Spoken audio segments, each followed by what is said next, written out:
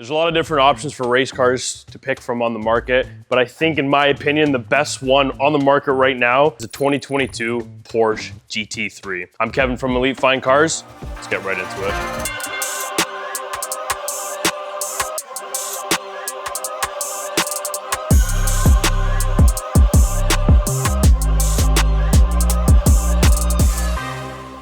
Starting out with the exterior of this car, this car looks absolutely breathtaking. It looks beautiful. I think the best part about Porsches are they actually play like a 2-in-1 in like the supercar / race car field. With a Porsche, you get the nice paint, you get the nice body of the car that actually makes it look like a race car. And then you also have that very loud, high RPM ranged flat 6 engine that kills with 502 horsepower. So I think with a Porsche, you get the best of both worlds. You get the nice comfort on the inside, but you also get the nice race car and supercar feeling on the outside. Starting out the front of the car, you kind of get your basic Porsche looking car. You get the Porsche headlights. They've kind of maintained these the exact same throughout the years. One big thing that I noticed right up the front here is they actually have an actual badge here on this one. When you upgrade to that GT3 RS, they tend to do a sticker instead of the actual badge to reduce weight on the car. It's small things like that Porsche goes above and beyond for these cars, because that little bit of weight could be that 0.2 seconds on the Nuremberg, which, as everybody knows, the GT3, GT3 RS, the GT4 absolutely kill on the Nuremberg, which honestly goes to perpetuate the idea that this car is not only a beautiful car, but it's also a killer race car. Starting on the side of the vehicle here, you have these massive Porsche rims. These things are absolutely massive. I stand up to them and you can just see the sheer size. I'm like 7'1" right now. I'm actually kidding, 6 foot. It goes well past my knee. This is like a proper racing tire in my opinion. Something big, something grippy, sticks to the ground. Now, you're looking at the side of the car, I kind of get the same look from most GT3s that I've seen. They've kind of maintained the same look of this car throughout generations and throughout the years. But the one thing, and I would say that this is probably my favorite change on the Porsches, is how the rear end of this car actually has changed. So Porsche's obviously redesigned their rear end, and I would have to say that this is probably one of my favorite rear ends I've ever seen on a Porsche. The overall red kind of brake light bar that goes all the way across, I think it just adds like that perfect design. It really blends in with the Porsche logo right underneath it. And I think it really gives it, like when you're behind the car, every time you hit the brake lights, it'll light up that Porsche as well, reflecting right off the paint as well. You also have this massive racing wing, which I think, if you were to ask me, I think the back end of this car is what really adds to that entire race feeling of this vehicle, because you have this massive wing, you have the nice rear diffuser with dual center exhaust, you got a nice little heat exhaust here that lets heat right out of the engine here. And the one unfortunate thing about Porsche, which I think everybody can speak for on the same thing, is Porsche just doesn't want you seeing the engine. I don't know why. I don't know why it's always been a thing, but you guys will see it a little later throughout the video. We're gonna open this thing up, you're gonna see there's literally nothing to see except window washer fluid and oil. So, all right, getting into this car.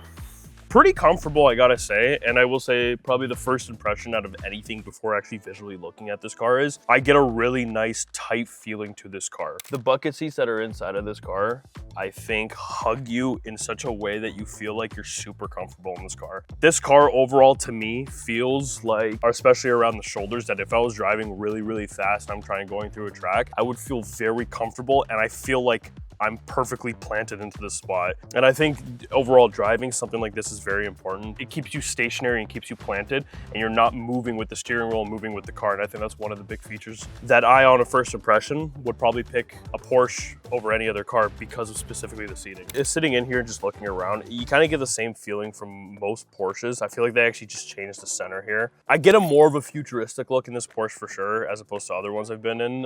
From what I'm comparing to is a 2016 GT3. I think they've done an overall quality of life upgrade on this thing. You have a nice bigger display here that kind of feels like it's all flush with the entire display. The clusters, I will say, have a very weird effect to me, which I kind of like it. You have your center RPM gauge right in the middle, and then you also have your kilometers right at the bottom, but then your two gauges that are also on the side are kind of angled in towards you. So it kind of feels like you're in like a little cockpit of your own. And it really feels far more race oriented, as opposed to if I'm looking to the right and around me, it feels more like I'm in like a Corvette. I think it's nice because it gives you best of both worlds, and it gives you that race feeling, but it also gives you, I guess, that kind of luxurious feeling as well. Looking at the center console here, I like how simple it is, but I would have to say it looks very plain to me. there's not much going on here, which I get it. You're kind of going more for like a race car feeling of a car, but to slap in this massive display and not really have anything to feel like you're controlling it kind of just throws me off a little bit. And you only get one little cup holder here, which I think maybe there you go. You got a second cup holder there as well. I guess Porsche kept up with the two cup holders, but I think it's really a good mix between a sports car and a family car and a luxury car, if I'm being honest. Oh, an overall first impression of the interior, I think it's really neat. You have a nice carbon fiber strip right here with the Alcantara. I think it looks really nice. It really comes together and it really adds to that high performance and luxury car feeling. I kind of like the clock here in the back. It really matches the speedometer itself and just overall how the gauge cluster works, and I think it's a really nice addition to the car. You got ambient lighting underneath both wheel wells here, both sound system. It kind of gives you everything you need that you could probably live out of this car. The only thing you would not be able to do is probably sleep in this car, because these carbon bucket seats do not seem like something that you'd be able to sleep in on a road trip. But aside from that, it's overall very good impression. I think everything in this car looks really nice and very race oriented, and I think if you wanted to turn some heads, I think this would be the car to go to instead of a Lamborghini or Ferrari. This car not only has the engine and the performance to help out its name, but it also has like this beautiful look on the interior and exterior, something that would make anybody driving this car really happy. Now, obviously, this is a Porsche GT3. If you wanted a car to take grocery shopping, you'd go pick up like a Honda Odyssey. It's clearly you wouldn't pick up this car.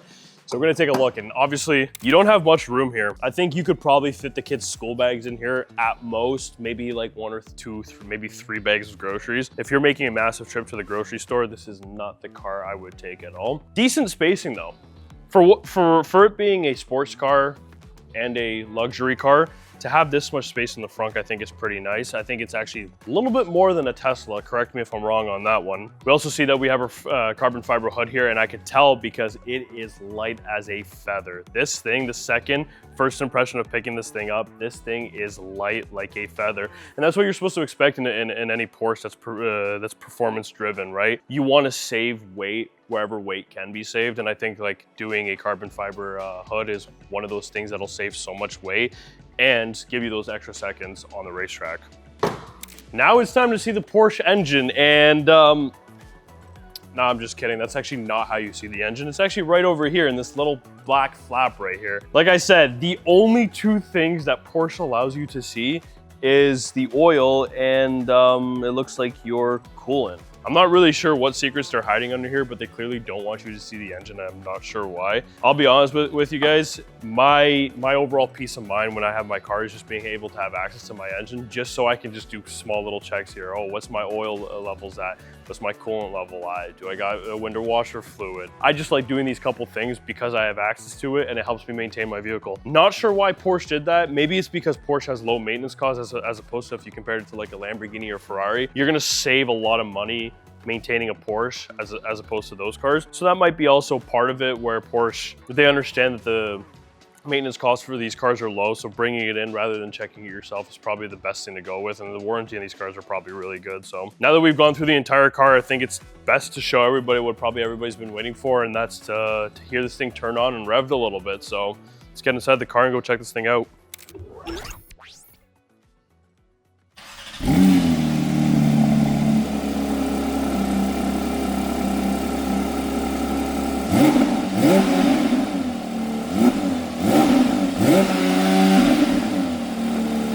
Whether you're looking at a Ferrari or a Lamborghini, I think the choice is always pretty clear. I would 100% of the time go for a Porsche. You not only get the performance, but you get the beautiful, outstanding color. Like this red overall just sticks out on this car better than any Lamborghini or Ferrari that I could think of, if I'm being honest. The best part is you remain low on those maintenance costs. Obviously, they're not gonna be as low as taking a Honda Civic to a shop, but it's relatively low compared to a Ferrari or a Lamborghini, which makes this 2022 GT3 my top pick over any other supercar / luxury car. I'm Kevin from Elite Fine Cars. Thank you guys so much for watching today's video. Don't forget to leave a like and subscribe, and I'll see you guys in the next one.